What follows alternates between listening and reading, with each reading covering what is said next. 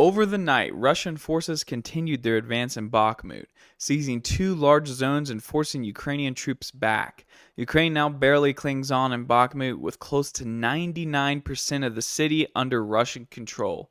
At the same time that night fighting was underway in Bakhmut, there was also a massive missile attack on the Ukrainian capital of Kyiv. All this in today's Frontline report. Inside the city of Bakhmut, the Russian mercenary forces fighting through the Citadel region consolidated their gains and forced Ukrainians to take up defensive positions at the back line of the high-rise buildings at the far edge of the city. But before we get too deep into the details, I would just like to thank everyone for joining.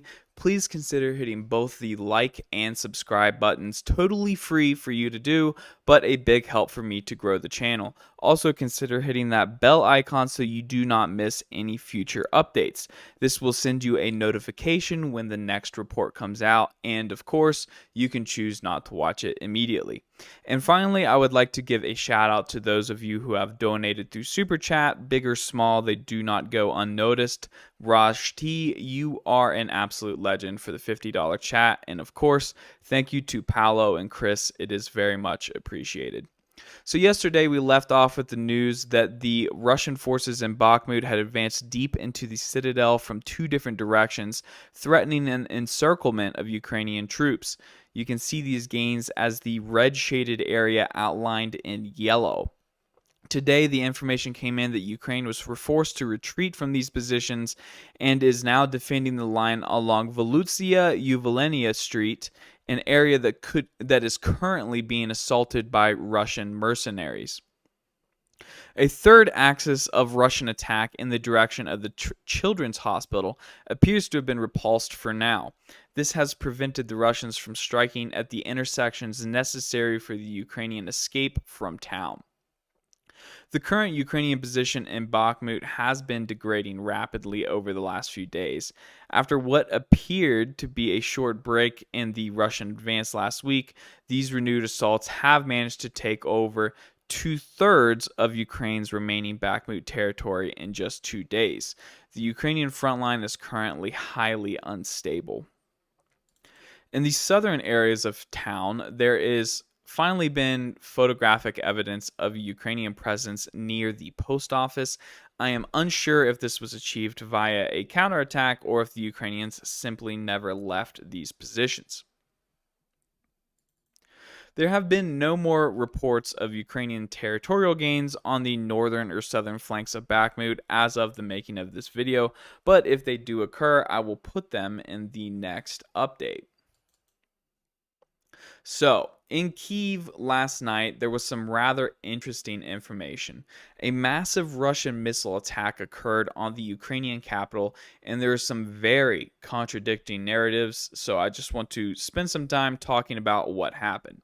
There is a fair amount of video footage that leaked out of Kyiv last night, despite the ban on posting video of Russian missile attacks.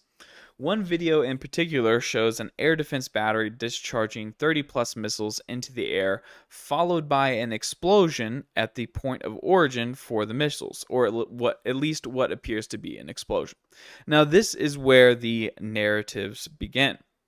The Ukrainian government claims that all incoming Russian missiles and drones were shot down, including 6 Russian Kinzhal hypersonic missiles, allegedly all taken down by the Patriot air defense battery. The Russian government claims that in the missile attack, they destroyed a Patriot SAM battery with a Kinzhal missile. So obviously, two very opposite claims. So let's go back to the video. What you are likely seeing is 2 Patriot launchers of the PAC-3 missile configuration launching a full volley of missiles.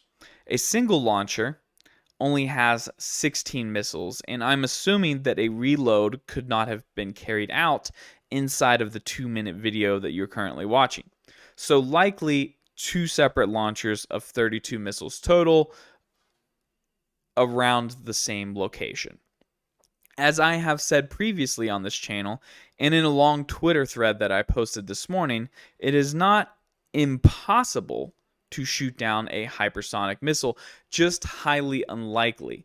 Essentially, you would try to predict where the missile is going to be at a certain time and try to preemptively fire your interceptor missiles at that location and hope they hit the hypersonic missile when the missile gets there. Of course, there is a very high rate of success with this with just general ballistic missiles because of the speed that they move and the predictability of the path that they're on.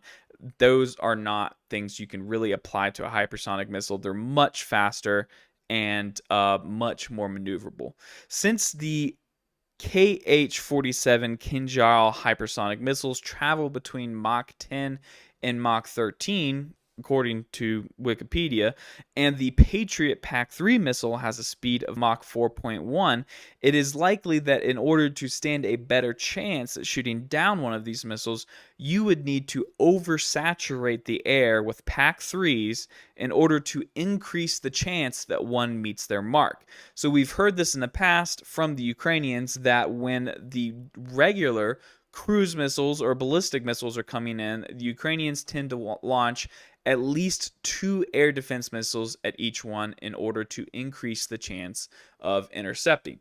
Obviously, with these Kinjal missiles, you would have to fire much, much more than that to stand a good chance at intercepting. So, I believe that is what you are seeing in this video. This Patriot battery is likely filling the sky with PAC-3 missiles in order to attempt the takedown of one or more Kinjal missiles. Unfortunately for the Ukrainians and their Patriot battery, CNN this morning seemed to somewhat confirm the Russian narrative. In this article, CNN claims that a U.S. official has admitted that a Patriot air defense system was struck by a missile during last night's attack on Kyiv. The official claim is that the system was likely damaged but not destroyed. That is the line coming from U.S. government officials. While the Ukrainians can probably rejoice at the fact that they had a close call, and if the system was only damaged, it can be repaired and put back into combat. This is still very problematic, however, as Ukraine only has 2 Patriot air defense systems, one donated by the US and the other donated jointly by Germany and the Netherlands. It is unknown how many launchers came with each system and how many have been damaged, but this will result in a reduction of Ukrainian air defense capabilities. In terms of the validity of the Ukrainian reports, there is additional video available that shows multiple rocket hits on the ground around Kyiv. This, paired apparently with the confirmed hit on the Patriot, seems to suggest that Ukraine is padding their air defense numbers just a little bit. Finally, we will take a look at the battlefield to see where Russian assault actions have been. The most notable area outside of Bakhmut is north of Kupiansk, where we got news yesterday that the Russians had captured a small village and crossed the Oskil River. We have no updates on that situation, but the Ukrainian MOD does report Russian actions in the area, along with what looks to me like a very dense concentration of Russian shelling. Aside from the lack of information coming from the area, there are some curious indicators, so we will keep a close eye on the situation here to see if anything changes. But until then, thank you guys for joining, and more from me next time.